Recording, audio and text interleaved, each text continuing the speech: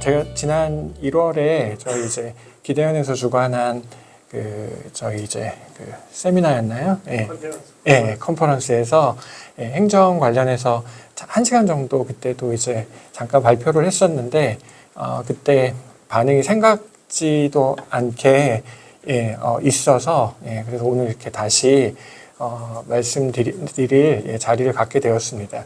그때 이제 실무자분들이 많이 오셨어요. 실무자분들이라고 하시면 각 학교에서 어떻게 보면 그 업무를 떠맡으신, 행정 업무를 떠맡았다고 보는 게 맞을 분들이 주로 오셨습니다. 그래서 그분들이 이제 끝나기 전부터 저한테 꼭 우리 교장 교감 선생님들을 모시고 제가 한 얘기를 다시 해달라고 그렇게 말씀을 하셨어요. 그래서 오늘 이제 그 이야기를 중심으로 말씀드리겠습니다. 자료는 따로 PPT는 띄우지 않고요. 앞쪽에 있는 그 내용 안에 다 들어있기 때문에 제가 이렇게 설명드리겠습니다. 기독교 학교에서 행정의 필요성이라는 걸로 이렇게 쓰긴 했는데, 이거 기본적으로 행정의 필요성이고요. 행정은 주로 이제 리더가 의사 결정을 할 수 있도록 도와주는 역할을 하고, 공동체 학교가 위험에 빠지지 않도록 하는 그런 이제 보호막, 방패막의 역할을 주로 합니다. 그렇기 때문에 행정은 주로 위험 관리, 예측 가능성, 그리고 안정성, 지속 가능성을 위해서 저희가 주로 행정이 필요하다고 얘기를 하는데요. 너무나 당연한 얘기죠. 위험 관리가 너무나 중요합니다. 특히 이제 저희 대안학교 같은 경우에는 이제 법적으로 지금 이제 저희가 대한교육기관에 관련된 법률이 통과가 돼서 이제 등록하신 학교들은 어느 정도 법적 지위를 지금 가지게 되시긴 했지만, 사실 그건 이제 시작일 뿐이고요. 지금 저희 대안학교 전체적으로 봤을 때는 여전히 굉장히 위태로운 상황입니다. 그건 단순하게 재정적인 지원이 없어서라기뿐만이 아니고요. 저희가 지금 사실 너무나 많은 위험에 노출이 되어 있는데, 사실 대부분의 지금 이제 현장에 계신 실무에 계신 선생님들은 사실 그 위험을 전혀 인식하지 못하고 계신 것 뿐일 수 있습니다. 교장 선생님들도 마찬가지이실 수 있어요. 그러니까 지금 이제 여러분들이 느끼고 계시는 것보다 사실 훨씬 더 많은 위험에 대안학교들이 노출이 되어 있습니다. 그건 이제 기본적으로 저희가 공동체이고, 그러니까 하나의 조직으로서 운영이 되기 때문에 거기서 오는 여러 가지 문제들이 있거든요. 근데 지금 저희가 주로 이제 특히 대안학교 같은 경우에는 교육과정, 특히 이제 기독교 대안학교 같은 경우에는 성경적 세계관에 의한 교육과정에 굉장히 포커스를 많이 맞추다 보니까 교육과정 이외의 다른 것들은 사실 굉장히 도외시하고 있는 경우가 많습니다. 그렇기 때문에 이런 위험에 굉장히 많이 노출이 되어 있고요. 그리고 예측 가능하지도 않습니다. 일단 당장 내년에 몇 명이 입학할지를 전혀 저희는 알 수 없는 상황에서 학교를 운영을 하고 있는 거죠. 그러니까 한 해라도 입학 인원이 줄게 되면 그건 이제 추세로 금방 자리를 잡게 되고, 그러면 이제 학교의 존폐를 생각해야 되는 그런 상황이 됩니다. 국공립은 기본 학령 인구가 줄기 때문에 거기에서 오는 어려움은 있긴 하지만, 저희 같은 경우에는 학령 인구를 떠나서 당장 내년에 단 한 명도 지원하지 않을 수 있을 거라는 그런 위기감 속에서 이제 운영을 하게 됩니다. 그러니까 이제 예측 가능성이 그래서 더 중요하고요. 당연히 지금 이제 대안학교들 중에 안정적인 학교가 어디 있겠습니까? 저희 학교도 지금 유초 중고 해서 570명 학생들이 있고, 그래도 규모로는 어느 정도 이제 큰 학교이고, 너무 크지 않나요? 제 목소리가 불편하실 것 같은데, 불편하시면 알려주십시오. 목소리 톤을 한번 바꿔보겠습니다. 지금 이제 전혀 안정적이지가 않은 또 문제가 있고, 이게 안정적이지 않은 문제에서 생기는 문제는 교사들이 저희가 처우를 제대로 못 해주기 때문에 교사들이 들고 남도 굉장히 심하고요. 그 다음에 사실은 순환이 되어야 되는데 순환이 되지 않는, 그러니까 젊은 사람들이 올 수 있는 자리도 없고, 그리고 올 기회가 있더라도 유입됐다가 너무 빨리 빠져나가는, 그래서 이제 그 전체적으로 교사들의 연령대가 높아지는 이런 문제들도 가지고 있습니다.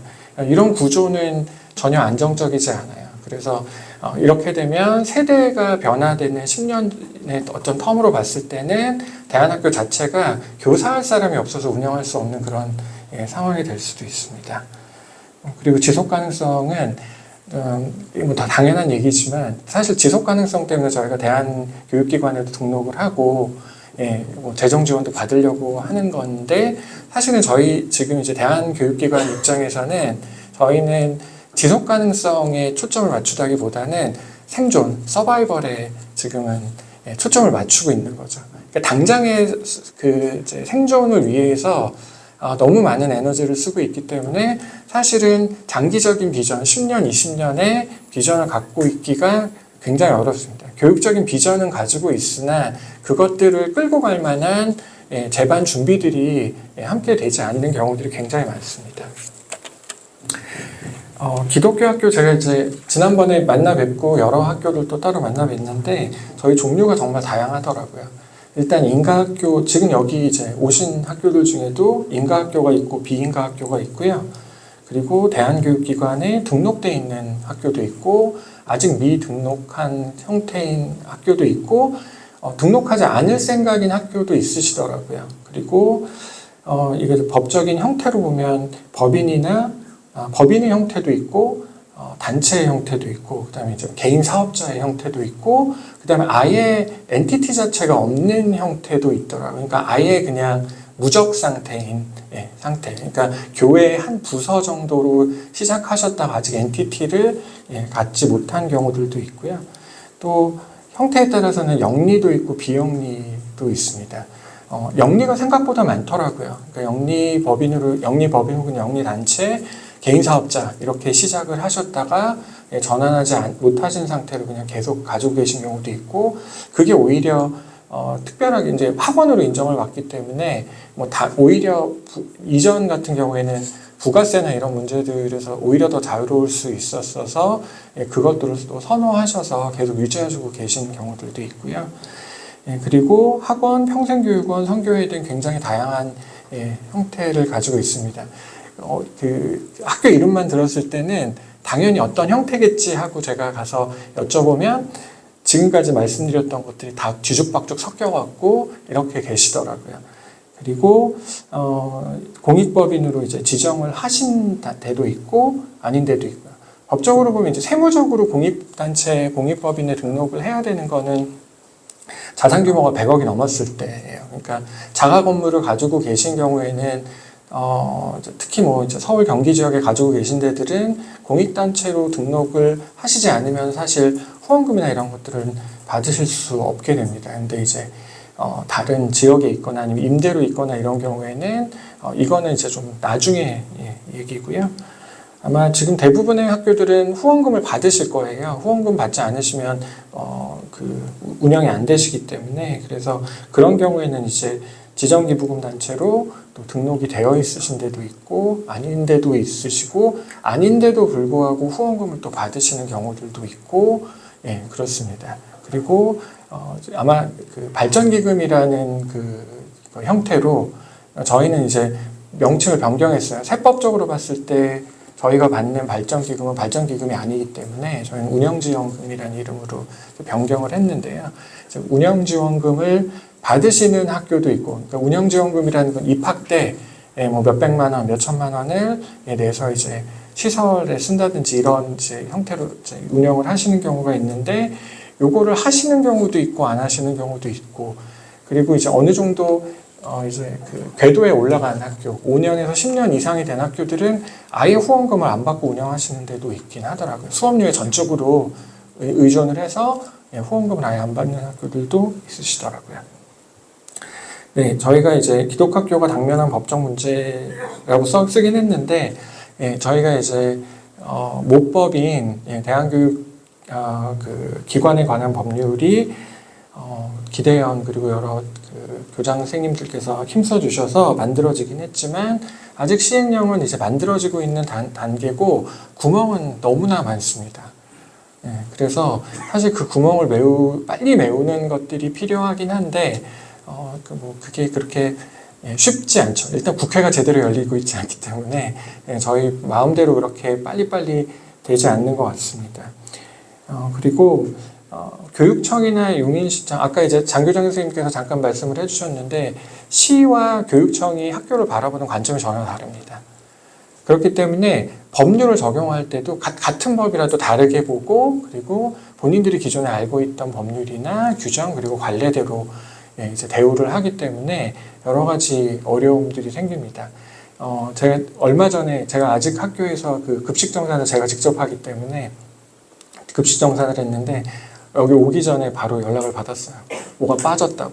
근데 그게 빠진 게 아니라 사실 기존에 있던 담당자한테는 따로 전화를 해서 이런 것도 내야 되냐, 그러니까 안 내도 된다. 그래서 안 냈더니 담당자가 바뀌었다고 이건 또 내야 된다 이러더라고요. 이런 게 굉장히 많으실 거예요. 그러니까 아마 이런 이제 실무를 담당하시는 선생님들께서는 담당자가 바뀔 때마다 매번 긴장하시게 되고, 바뀌는 것들에 따라서 굉장한 스트레스를 또 받으실 거라고 생각합니다. 그리고 이거는 굉장히 죄송한 말씀이지만 제가 여러 대안학교들을 만나봤고 봤을 때는 저희가 이제 기독교 대안학교이기 때문에 교회가 중심이 되는 학교가 있고, 그러니까 이제 우리 그 목사님들이 이제 그 학교를 이끄시는 형태의 학교들이 있고, 행정가가 이끄는 학교가 있고요. 그리고 이제 교사가 이끄는 학교, 크게는 이렇게 세 가지인 것 같아요. 근데 이제 행정가가 이끌면 행정이 가장 중요하고, 교사가 이끌면 교육이 제일 중요하고, 그리고 이제 목회자가 이끄는 경우에는 목회가 제일 중요하죠.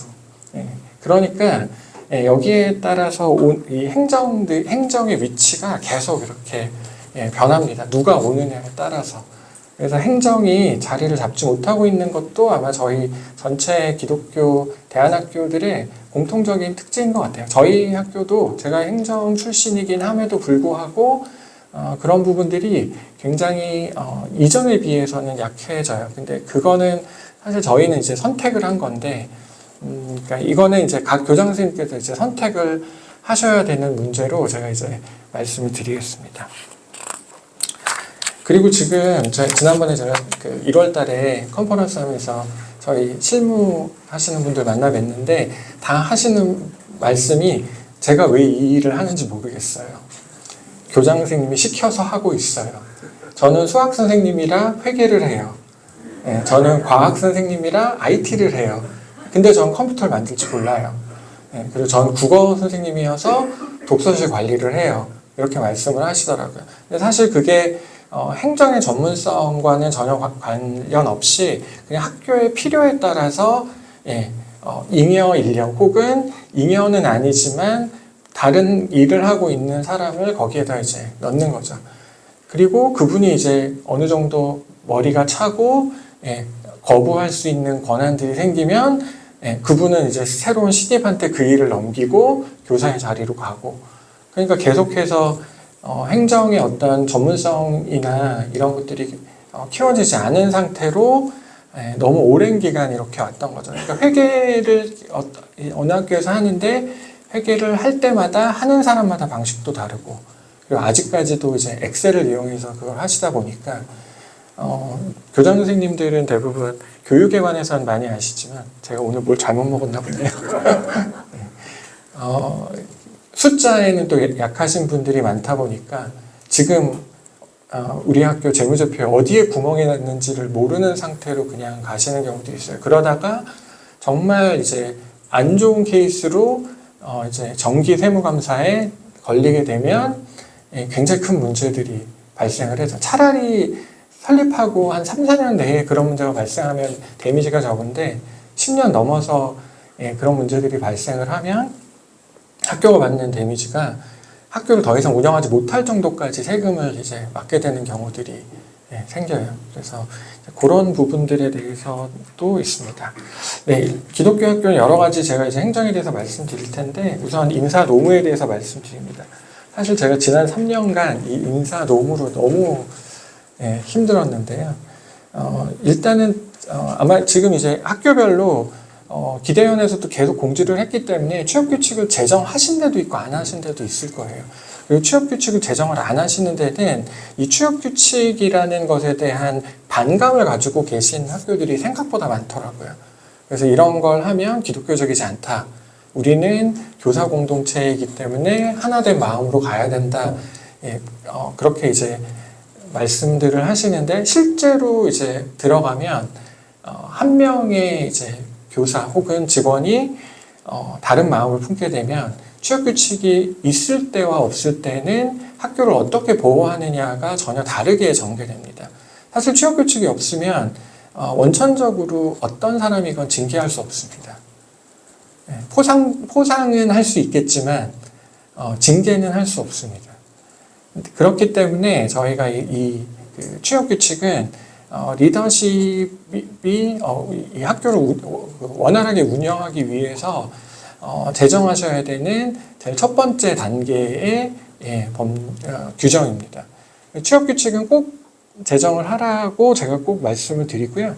취업규칙만 제정하시면 되는 게 아니라 이거는 제정 절차도 복잡해요. 원래는 그 근로자 대표를 뽑아서 그 근로자 대표랑 협상을 하고 거기에 따라서 조문이 만들어지면 전원 투표를 해서 50% 이상의 그러니까 뭐 평균적으로는 보통 70% 이상의 동의를 받아서 고용노동부에 등록을 해야지 그게 유효합니다. 그리고 등록을 해도 끝나는 게 아니고 고용노동부에서 보고 그게 근로기준법에 맞는지를 검토를 다 하고요.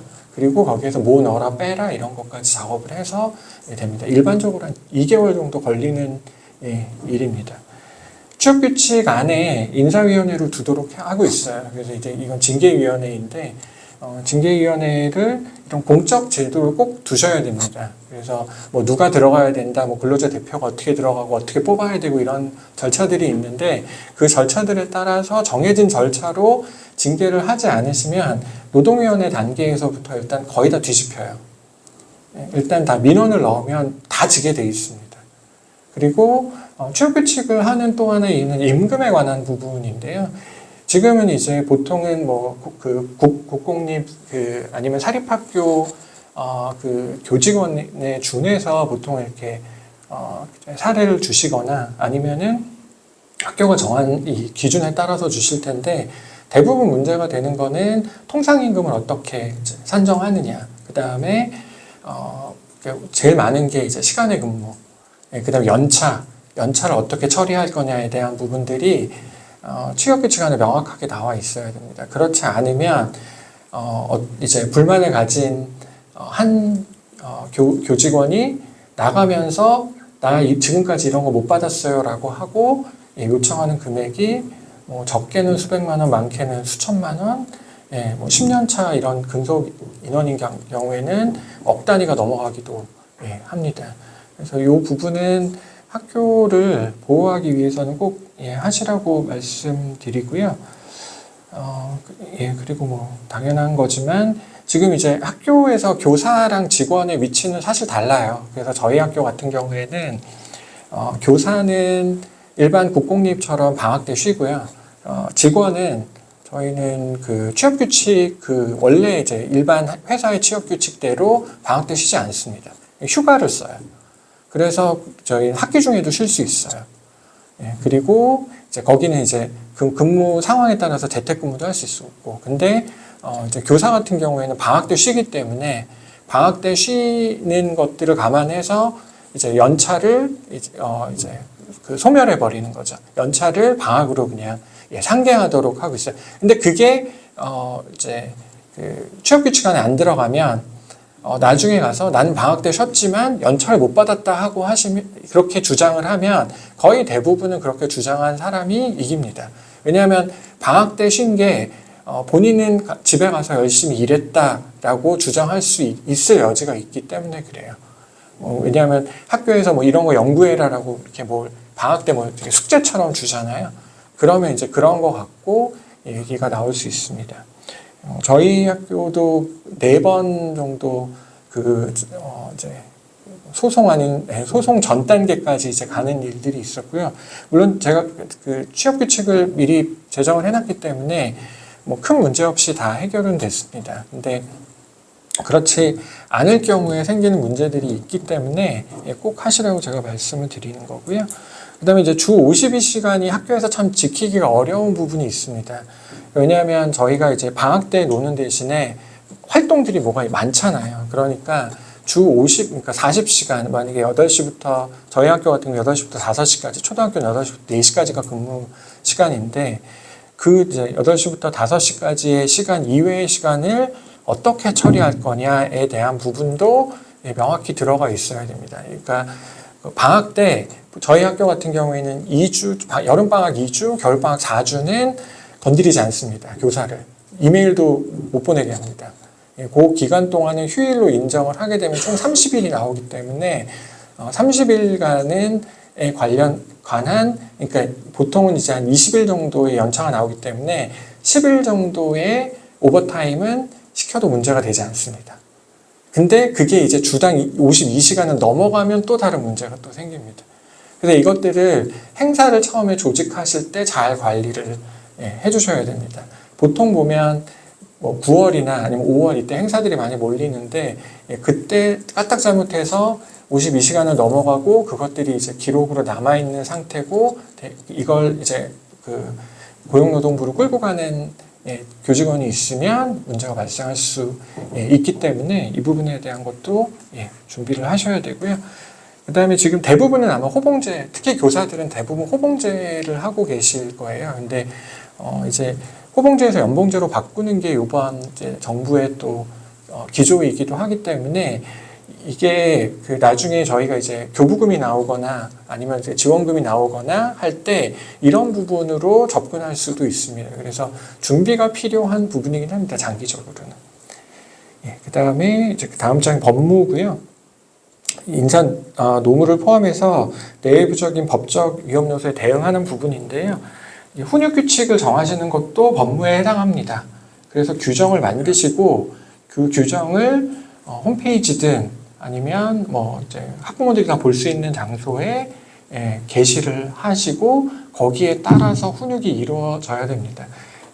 이제 세대가 달라졌기 때문에 요새 아이들도 다르지만 학부모들도 다르거든요. 그래서 조그만 일만 있어도 학교로 쫓아와서 소송 건다, 교육청에 신고하겠다 이런 얘기들을 많이 하는데 이런 부분들이 이제 그 준비가 되어 있지 않으시면 학교 내부의 내규에 따라서 뭔가를 했다고 하더라도 방어할 수 없는 상황이 생길 수 있습니다. 그래서 조금 더 명확하게 훈육 규정들 그리고 절차들은 좀 해주시는 게 좋습니다.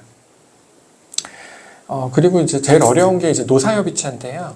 노사협의체는 그 상시 인원 30명 이상이 근무하는 이제 학교에도 노사협의체는 둬야 됩니다. 법적으로 무조건 두게 돼 있습니다. 근데 생각보다 학교는 30명 이상이 금방 채워져요. 그래서 사실 정규직 20명만 있어도 뭐 파트타임 시간 다 더해서 그걸 해보면은 30명 넘는 경우들이 많거든요. 근데 그렇게 되면 노사협의체는 법적으로는 둬야 됩니다. 근데 이게 학교 같은 경우에는 두지 않은 학교들도 많아요. 국공립 학교 같은 경우는. 그래서 이제 저희도 안 두려고 노력은 해봤으나 또 주장하시는 분이 계시면 법적으로 해야 되기 때문에 이건 만약에 이게 신고가 들어가면 이제 그 고용감독관이 와서 노동감독관이 와서 이걸 설립해야 된다고 얘기를 합니다. 그 전에 준비를 좀 해두시는 게 좋습니다. 이걸로 일도 많은데 저희는 좀 다른 걸로 다 또 시간이 없으니까 넘어가겠습니다. 아까 말씀드렸지만 학부모님들 특히 이제 학교 폭력 관련해서 학폭위를 그 법적으로 국공립은 열게 돼 있거든요. 근데 대안학교들 같은 경우는 학폭위를 연다는 게 어려운 경우들이 많아요. 그게 이제 교육 철학적으로도 맞지 않는다고 생각하고 그리고 학폭이라는 거는 그냥 그 이제 뭐 교사들이 모여서 결정하는 게 아니라 그 일반 외부에서도 참여하고 외부에서 참여할 때 보통 경찰관이 입회하는 경우들이 많아요. 근데 그래서 이제 저희 같은 경우에도 그런 걸 요구하시는 분이 있었는데 제가 거절을 했는데 그걸로 또 이제 뭐 당연히 말이 나왔고 소송한다 뭐 이렇게 얘기들이 나왔는데 저희는 아직 거기까지 갈 필요는 없습니다. 그렇지만 내부적으로 일단 학교가 그걸 하지 않았을 때 어떻게 학생들을 보호할 수 있느냐에 대한 절차가 준비가 되어 있어야지 방어가 된다는 부분 말씀드리겠습니다. 그리고 얼마 전에도 저희 톡방에 올라왔었는데 저작권 부분, 폰트나 사진 이런 거 쓰셔서 생기는 문제들, 폰트 전문 사냥꾼이라고 하는 법무사 변호사들이 국내에만 100개가 넘게 있습니다. 그래서 거기는 그것만 잡아요. 그래서 그냥 그걸 추적하는 프로그램으로 하고 요새는 폰트 하나를 무료로 등록 이렇게 해놓은 다음에 거기에 트래커를 깔아요. 그래서 그거를 개인이 아니라 상업 용도로 쓴 것들이 발견이 되면 자동으로 얼러트가 가게 이렇게도 만듭니다. 그래서 굉장히 조심하셔야 돼요. 무료로 돼 있는 걸 함부로 쓰시면 안 됩니다. 무료는 대부분 개인 용도인 경우에 무료이고요. 저희는 그 교육기관이긴 하지만 교육기관이라고 하더라도 수업료를 받기 때문에 영리 활동에 이게 들어갈 가능성이 굉장히 큽니다. 그래서 법적으로 했을 때도 보호받지 못할 가능성이 커요. 그래서 이 부분도 저작권에 관련된 것도 반드시 한번 더 신경 써주셔야 됩니다. 네.